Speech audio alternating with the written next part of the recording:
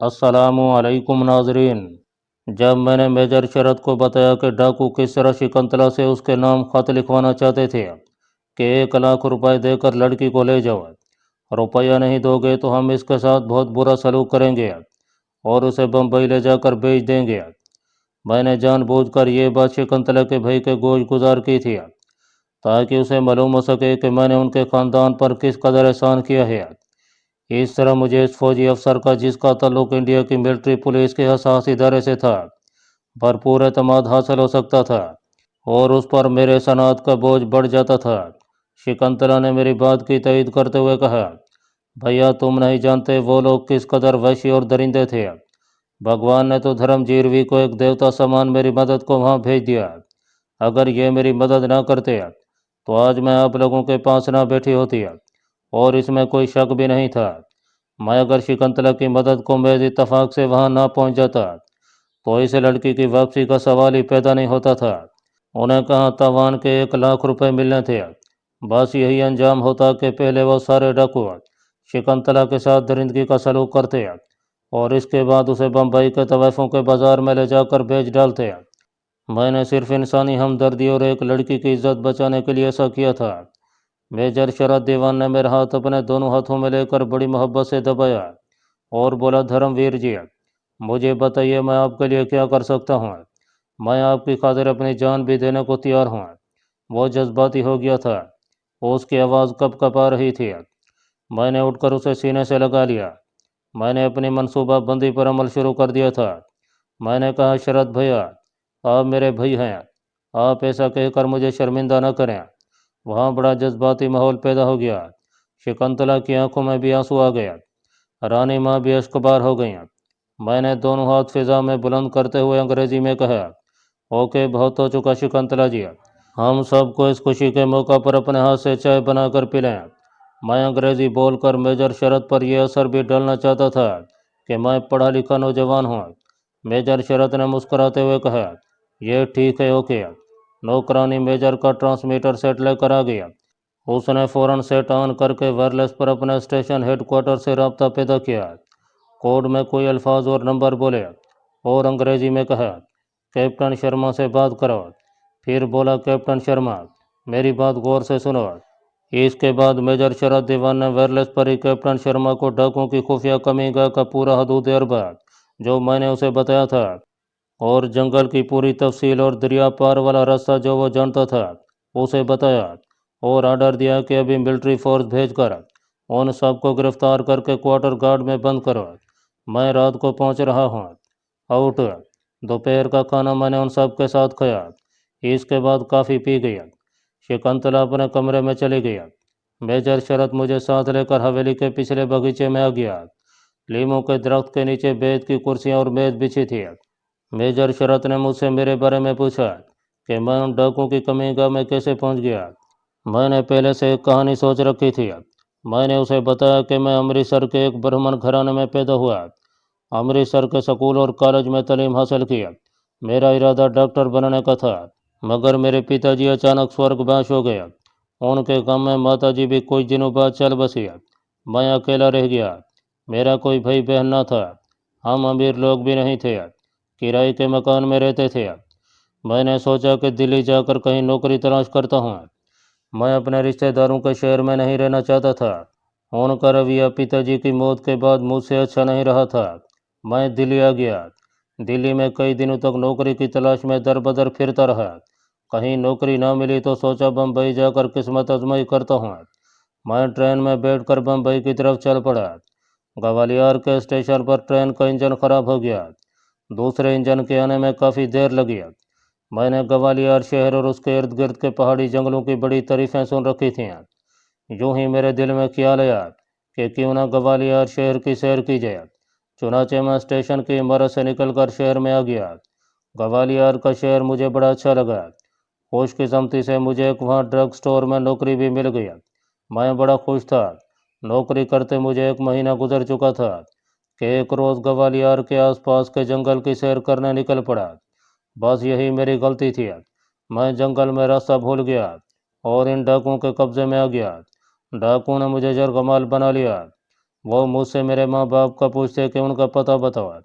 وہ میرے ماں باپ سے توان حاصل کرنا چاہتے تھے۔ میں نے انہیں بہت کہا کہ میرے ماں باپ نہیں ہیں، میں گوالیار میں اکیلا رہتا ہوں، مگر انہوں نے میری بات پر یقین نہ کیا اور کہا کہ ہمارا آدمی جہاں تم شہر میں نوکری کرتے ہو وہاں جا کر معلوم کرے گا کہ تمہارے ماتا پتا زندہ ہیں کہ مر چکے ہیں۔ ڈاکوؤں کے سردار نے ایک آدمی گوالیار شہر کی طرف روانہ کر دیا۔ اس دوران مجھے معلوم ہوا کہ ڈاکو کسی لڑکی کو اغوا کر کے لائے ہیں اور اسے یرغمال بنا کر رکھا ہوا ہے کہ اس کے گھر والوں کو پیغام بھجوا کر اس کے تاوان کی رقم وصول کی جائے۔ چنانچہ میں پڑھا لکھا تھا۔ ڈاکو کے سردار نے مجھے کہا کہ لڑکی سے اس کے ماں باپ کے نام خط لکھوا کر دو۔ میں غار میں لڑکی کے پاس آ گیا۔ یہ لڑکی شکنتلا تھی۔ میں نے اسی وقت فیصلہ کر لیا کہ میں شکنتلا کو ان وحشی ڈاکوؤں کی قید سے نکال کر اس کے گھر پہنچاؤں گا، چاہے اس کے لیے مجھے کچھ ہی کرنا پڑے۔ اس کے بعد جو کچھ ہوا وہ میں آپ کو پہلے ہی سنا چکا ہوں۔ میجر شرح دیوان غور سے میری فرضی من گھڑت کہانی سنتا رہا۔ جب میں نے اپنی کہانی ختم کی تو وہ بولا، دھرم ویر، آج سے تم میرے چھوٹے بھائی ہو، مجھے بتاؤ میں تمہارے لیے کیا کر سکتا ہوں۔ میں اس جملے کا انتظار کر رہا تھا۔ میں نے کہا میری بڑی خواہش تھی کہ میں ڈاکٹر بنوں تو بھارت کی فوج میں کمیشن حاصل کر کے اپنی بھارتی فوج کی خدمت کروں، مگر میں ایسا نہ کر سکا۔ بی اے کے بعد اپنی تعلیم بھی جاری نہ رکھ سکا۔ بھگوان نے مجھے آپ سے ملا کر ایک بار پھر یہ موقع پیدا کر دیا ہے کہ میں آپ کی فوج کی خدمت کروں۔ کیا ایسا ہو سکتا ہے کہ مجھے آپ کے رجمنٹ میں کوئی چھوٹی موٹی سویلین نوکری مل سکے؟ انگریزی زبان پر مجھے کافی عبور حاصل ہے۔ میجر شرط نے میری طرف بڑی شفقت اور محبت کے انداز میں دیکھتے ہوئے کہا، تمہیں پریشان ہونے کی ضرورت نہیں ہے، میرا تعلق فوج کی ملٹری انٹیلیجنس سے ہے۔ میں پوری کوشش کروں گا کہ تمہیں میرے ہیڈ کوارٹر میں ہی کوئی ملازمت مل جائے۔ میں آج شام واپس جا رہا ہوں، 2 دن بعد واپس آؤں گا۔ بھگوان نے چاہا تو کچھ نہ کچھ تمہارے لیے ضرور ہو جائے گا۔ میجر شرح دیوان اسی روز تیسرے پیر واپس ناگپور چلا گیا۔ میں حویلی میں رہ کر اس کی واپسی کا بے چینی سے انتظار کرنے لگا۔ شکنتلا میری بڑی خدمت کرتی رہی، وہ میرا بڑا خیال رکھتی۔ 2 دن گزر گیا۔ تیسرے روز میجر شرط واپس آیا تو اس نے مجھے یہ خوشخبری سنائی کہ اس نے میرے لیے اپنے رجمنٹل کوارٹر میں ہی کام تلاش کر لیا ہے۔ میں اس کا شکریہ ادا کرنے لگا۔ جب میں نے پوچھا کہ میری نوکری کی نوعیت کیا ہوگی تو وہ بولا، ہمارے ناگپور کے رجمنٹل ہیڈ کوارٹر کی فوجی کینٹین ہے جسے نانی کہتے ہیں۔ یہ گروسری کا سٹور ہے جہاں سے فوجیوں کو سگریٹ، چائے، شراب، صابن، آٹا، چاول اور ہر قسم کی دوسری ضروریات زندگی کی چیزیں سستے نرخوں پر ملتی ہیں۔ اس کینٹین کا ٹھیکیدار ایک سویلین مسٹر مہتا ہے جو میرا جاننے والا ہے۔ یہ ٹھیکہ میں نے ہی اسے دلوایا تھا۔ اس سے میں نے تمہارے لیے ساری بات طے کر لی ہے۔ تمہیں اس فوجی کینٹین میں بطور منیجر رکھ لیا گیا ہے۔ تم اب میرے ساتھ ہی ناگپور چلو گے اور نئی نوکری پر کام شروع کرو گے۔ مجھے بڑی خوشی ہوئی۔ میں یہی چاہتا تھا کہ مجھے بھارتی فوجی ہیڈ کوارٹر میں کسی طرح موقع مل جائے کا موقع مل جائے۔ یہ موقع مجھے شکنتلا کے بھائی میجر شرط نے فراہم کر دیا تھا۔ جب میجر شرط کی چھٹی ختم ہوئی تو وہ مجھے اپنے ساتھ ہی ناگپور لے گیا۔ ناگپور شہر سے میں تھوڑا بہت واقف تھا۔ اس سے پہلے بھی میں ایک بار اپنی کمانڈو سرگرمیوں کے سلسلے میں اس شہر میں آ چکا تھا۔ میجر شرط فوجی آفیسرز میس کے ہاسٹل کے ایک کمرے میں رہ رہا تھا۔ اس نے مجھے فوجی ہیڈ کوارٹر کی فوجی کینٹین کے ٹھیکیدار سے ملایا۔ یہ ادھیڑ عمر کا سانولا سا کمزور سا آدمی تھا۔ اس نے مجھ سے ہاتھ ملایا اور کہا، کام اتنا مشکل نہیں ہے، بس ڈیوٹی صبح سے شام تک دینی ہوگی۔ میجر شرط جی میرے بڑے بھائی کے سامان ہیں، ان کی بات میں نہیں ٹال سکتا۔ میرا ملازم جگدیش تمہیں سارا کام سمجھا دے گا۔ میں نے ناگپور کے اس فوجی رجمنٹل ہیڈ کوارٹر کی فوجی کینٹین میں نوکری شروع کر دی۔ کینٹین کے ساتھ ہی عقب میں ایک چھوٹا سا کمرہ مجھے رہائش کے لیے مل گیا۔ میجر شرط نے مجھے نیا بستر اور استعمال کی تمام ضروری چیزیں لا کر دے دیں۔ کینٹین کے ٹھیکیدار سے 200 روپے ایڈوانس بھی دلوا دیا۔ کینٹین فوجی ہیڈ کوارٹر کے اندر ہی تھی۔ مجھے ہیڈ کوارٹر کے گیٹ سے اندر آنے اور باہر جانے کے لیے ایک فوجی پاس مل گیا۔ میں نے کینٹین میں کام شروع کر دیا۔ دن میں ایک آدھ بار میجر شرط میرے پاس آ کر میرا حال چال معلوم کر جاتے تھے۔ کھانا وغیرہ مجھے فوجی لنگر سے مل جاتا تھا، جس کے لیے مجھے بڑی معمولی سی رقم تنخواہ میں سے کٹوتی ہوتی تھی۔ कैंटीन के मुलाजिम जगदीश ने मुझे सारा काम समझा दिया। कैंटीन पर हर रैंक के भारतीय फौजी राशन वगैरह लेने आते थे। मैं उनकी मतलूबा अशिया की लिस्ट बनाकर जगदीश को दे देता। वो सारी चीज़ें लिफाफों में डालकर फौजी के हवाले करता। मैं उस फौजी का आईडी कार्ड लेकर बिल पर उसका आईडी नंबर, नाम और रैंक लिखकर उसके दस्तखत ले लेता। इस तरह से मुझे हर ओहदे के फौजी से मिलने का मौका मिल गया। मैंने एक हफ्ते के बाद अपने मतलब के 2-3 फौजी अफसरों से ताल्लुकात पैदा कर लिए। ये वो लोग थे जिनसे मुझे मेरे मतलब की मालूमात हासिल हो सकती थीं। उनमें मिलिट्री इंटेलिजेंस का एक सूबेदार मेजर भी था जिसका नाम चंद्रकांत था, लेकिन मेरा असल टारगेट शकुंतला का भैया मेजर शरद दीवान था। इस आदमी से मुझे बड़ी आसानी से भारतीय हाई कमांड के अहम राज मालूम हो सकते थे। चुनाचे मैं एक दिन छोड़कर ड्यूटी ख़त्म करने के बाद मेजर शरद के पास चला जाता और उसके साथ बड़ा भोला भाला बनकर प्यार मोहब्बत की बातें करता। भारतीय फ़ौज के डिसिप्लिन और फौजी जवानों की चुस्ती और बहादुरी की तारीफ़ें करता और कहता कि हमारी भारतीय सेना का मुकाबला दुनिया की कोई फ़ौज नहीं कर सकती है। इसके साथ ही जानबूझकर पाकिस्तान की फ़ौज का जिक्र छेड़ते हुए कहता, शरद जी, पाकिस्तान की फ़ौज तो हमारी इंडियन सेना के सामने कुछ भी नहीं है। अगर कभी जंग हो गई तो हमारी भारतीय फ़ौज 1 घंटे के अंदर अंदर सारे पाकिस्तान पर कब्जा कर लेगी। ये बात मैं दिल पर जबर करके कहता था। साथ ही दिल में ये जुमला ज़रूर दोहराता कि ऐसा मौका कभी नहीं आएगा। अगर आया तो पाक फ़ौज के शेर दिल जवान भारत को वो सबक सिखाएंगे जिसे वो कभी फरामोश ना कर सकेगा। शरद दीवान कहता, अरे धर्मवीर भैया, पाक फ़ौज की नफरी वैसे भी हमसे बहुत कम है। हमने टेक्निकल मैदान में जो तरक्की की है और जिस किस्म के नए नए हथियार हमारी असलह की फैक्ट्रियों में बन रहे हैं, उसका मुकाबला पाकिस्तान की फ़ौज नहीं कर सकेगी। एक दफ़ा इसी किस्म की बातें हो रही थीं। मैंने भारत का देशभक्त बनकर पूछा, शरद जी, हमारी फ़ौज ने मिसाइल भी ज़रूर बनाए होंगे। सुना है पाकिस्तान में इस किस्म के मिसाइल तैयार होना शुरू हो गए हैं। शरद दीवान आखिर इंटेलिजेंस का अफसर था। ऐसे अफसर बात करने में बड़ी एहतियात से काम लेते हैं। कहने लगा, बस कुछ ना कुछ हम भी कर रहे हैं। इसके बाद उसने मौजू बदल कर दूसरी बातें शुरू कर दी। मैं समझ गया कि इस आदमी से राज मालूम करना इतना आसान काम नहीं है। मुझे कोई जल्दी भी नहीं थी। मैं भारतीय फ़ौज के पेड़ के अंदर पहुंच चुका था। मैं सब्र से काम ले सकता था। मेजर शरद दीवान के हॉस्टल में कभी कभी शाम के वक्त उसके फौजी दोस्त भी आकर बैठते थे। शराब का दौर भी चलता था। उन फौजियों का ताल्लुक ज़्यादातर मिलिट्री इंटेलिजेंस से होता था।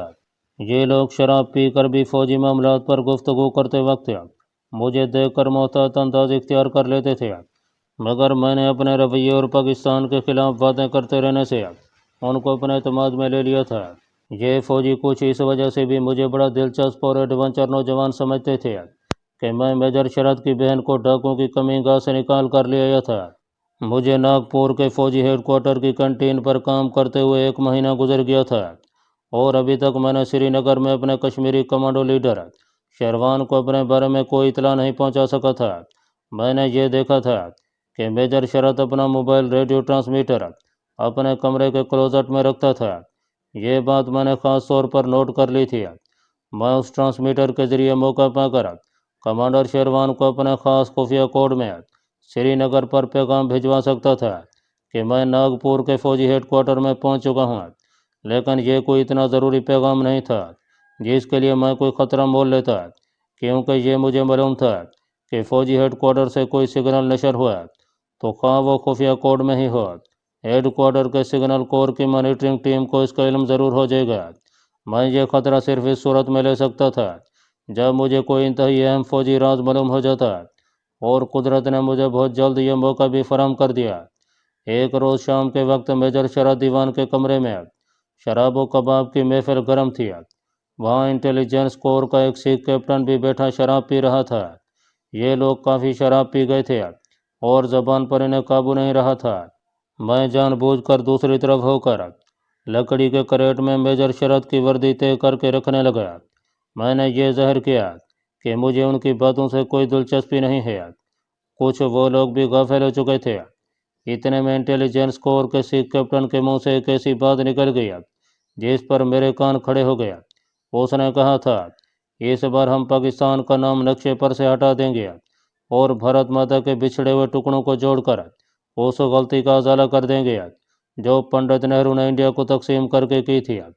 वहाँ एक लेफ्टिनेंट, एक सेकंड लेफ्टिनेंट और मेजर शरद दीवान भी बैठे शराब पी रहे थे। हैरत की बात यह थी कि ये लोग नशे में बहुत ज़्यादा बहक जाने के बावजूद भी बेहद मोहतात थे। सेकंड लेफ्टिनेंट ने मेरी तरफ देखा। मैंने चेहरा नीचे कर लिया और करेट में वर्दी जमाने लगा। उसी लेफ्टिनेंट ने सिख कैप्टन से पूछा, सर क्या कोई डेडलाइन मुकर्रर हुई है? सिख कैप्टन ने शराब का हल्का सा घूंट भरने के बाद कहा, इसका फैसला तो हमारी मिनिस्ट्री ऑफ डिफेंस ही करेगा, लेकिन हमारे इंटेलिजेंस को पाकिस्तान की डिफेंस लाइन्स की पूरी रिपोर्ट जल्द से जल्द मुहैया करने के ऑर्डर मिल गए हैं।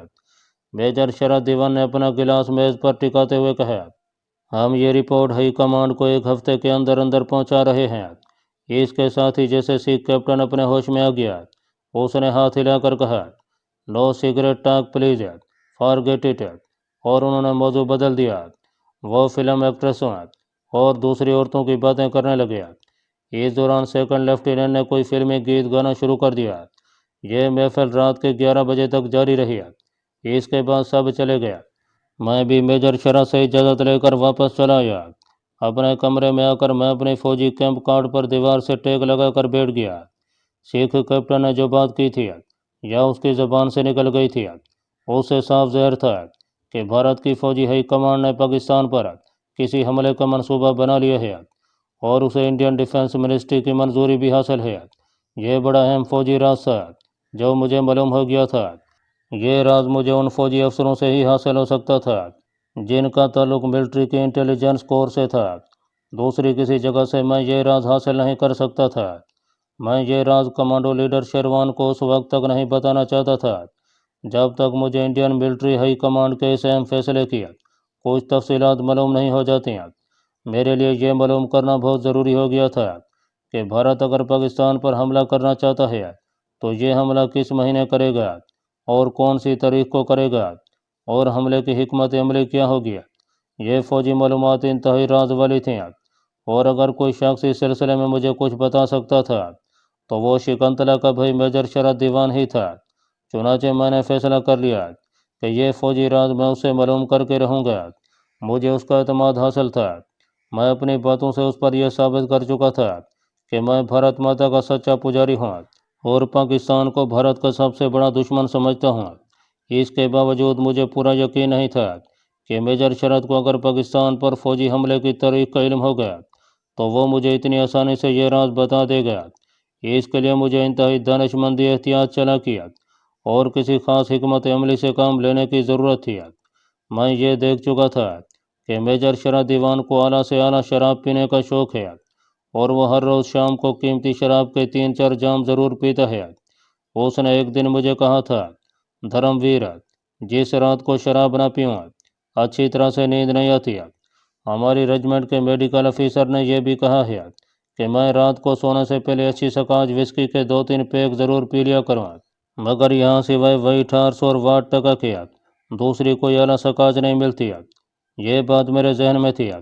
हफ्ते के दिन हमारी मिलिट्री कैंटीन में राशन की सप्लाई आई तो उसमें सकाज विस्की डिम्पल सकाट के 2 क्रेट भी थे। डिम्पल सकाट का शुमार बहुत ऊंचे दर्जे की सकाज विस्की में होता है। मैंने फ़ौरन उसमें से डिम्पल सकाज की एक बोतल का डब्बा निकाल कर अलग रख लिया। शाम को जब मैं ड्यूटी से फारिग हुआ तो मैंने डब्बा लिफाफे में डाला और मेजर शरद के कमरे की तरफ चल पड़ा। जैसा कि मैं पहले बयान कर चुका हूँ, मेजर शरद जिस ऑफिसर्स हॉस्टल के कमरे में रहता था वो नागपुर के उस फौजी हेडक्वार्टर के इहाते के अंदर ही था। शाम के वक्त मेजर शरद दीवान के पीने पिलाने का प्रोग्राम होता है। चुनाचे वो मुझे अपने कमरे में ही मिल गया। मैंने नमस्कार किया और कहा, बड़े भैया, आपके लिए मैं एक ऐसा तोहफा लाया हूँ जिसको देखकर आप खुश हो जाएंगे। मेजर शरद उस वक्त अलमारी के पास खड़ा था। उसमें से गिलास और शराब की बोतल निकाल रहा था। मेरी तरफ देखकर मुस्कराया और बोला, अच्छा, ऐसी कौन सी शय लाए हो? मैंने डिम्पल सकाज की बोतल का डब्बा उसके आगे कर दिया। उसे देखते ही मेजर शरद का चेहरा खिल उठा। जल्दी से शराब की बोतल का डब्बा मेरे हाथ से ले लिया। कहने लगा, ये तुम्हें कहाँ से मिल गई धर्मवीर? मैंने कहा, भैया, सप्लाई में इसका थोड़ा सा स्टॉक आया है, 2 क्रेट हैं, कहें तो मैं आपके लिए अलग रख लूँ। मेजर शरद खुश होकर बोला, अलग क्यों रखते हैं? मेरे कमरे में भिजवा दो, मैं नकद पेमेंट करूँगा। ओके भैया, समझो वो आपके कमरे में पहुँच गया। मैंने उसके हाथ से डब्बा वापस लेते हुए कहा, भैया मेरी एक ख्वाहिश है। वो क्या? वो भी बता दो। मैंने कहा, मैंने दिल में भगवान से कहा हुआ था कि हाय भगवान, मेरे बड़े भैया को बढ़िया सगात का बड़ा शौक़ है, कहीं से आला क्वालिटी की शराब दिला दिया, मैं अपने प्यारे भैया को अपने हाथ से पिलाऊंगा। मेजर शरद कह लगा कर हंस पड़ा, तुम जब चाहो मुझे अपने हाथ से पिला सकते हो, अफसोस तो इस बात का है कि तुम नहीं पीते। मैंने डब्बे में से बोतल निकाल कर मेज़ पर सजाते हुए कहा, भैया बात यह है कि मैंने अपना स्वर्गवासी माता जी को वचन दे रखा है कि मैं कभी शराब नहीं पीऊँगा। बस उसी वचन का पालन कर रहा हूँ, वरना तुम्हारे साथ पीने से तो मुझे बड़ा आनंद मिलता। तुम तो मेरे बहुत ही प्यारे भैया हो। तो फिर फ्रिज में से बर्फ़ निकाल कर ले आओ, मैं गिलास धो कर लाता हूँ। आज मेरा अर्दली छुट्टी पर है, सारा काम खुद ही करना होगा।